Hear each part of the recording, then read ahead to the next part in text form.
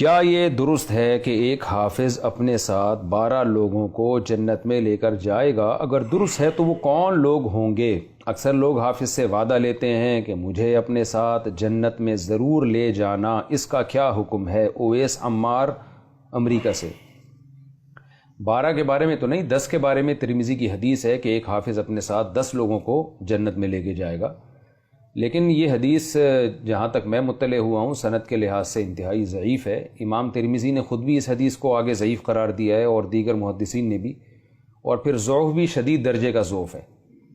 تو ویسے حافظ کے بارے میں صحیح احادیث بہت ہیں جو اس کی فضیلت پر ہیں کہ حافظ قرآن یعنی صاحب قرآن سے کہا جائے گا ارقا ورتقی، تو قرآن کی تلاوت کرتا جا اور جنت کے درجات پہ چلتا چلا جا، چڑھتا چلا جا، تو جہاں تیری آخری آیت ختم ہوگی وہاں تیرے درجات ختم ہوں گے۔ یہ حدیث صحیح ہے۔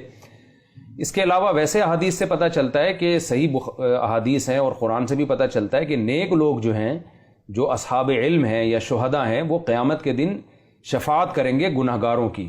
نبی صلی اللہ علیہ وسلم بھی شفاعت کریں گے، تو ظاہر ہے حافظ قرآن وہ بھی اس فہرست میں شامل ہے، کیونکہ وہ بھی عالم بالقرآن، ایک نوعیت کا علم اللہ نے اس کو بھی دیا کہ الفاظ یاد ہیں اس کو۔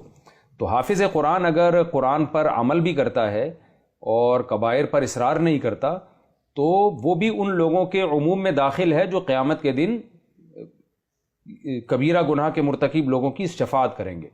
تو حافظ کا سفارش کرنا یہ تو صحیح حدیث سے ثابت ہے، لیکن خاص یہ جو حدیث ہے کہ 10 لوگوں کی شفاعت کرے گا یا 12 لوگوں کی شفاعت کرے گا، یہ سند کے لحاظ سے بہت زیادہ ضعیف ہے۔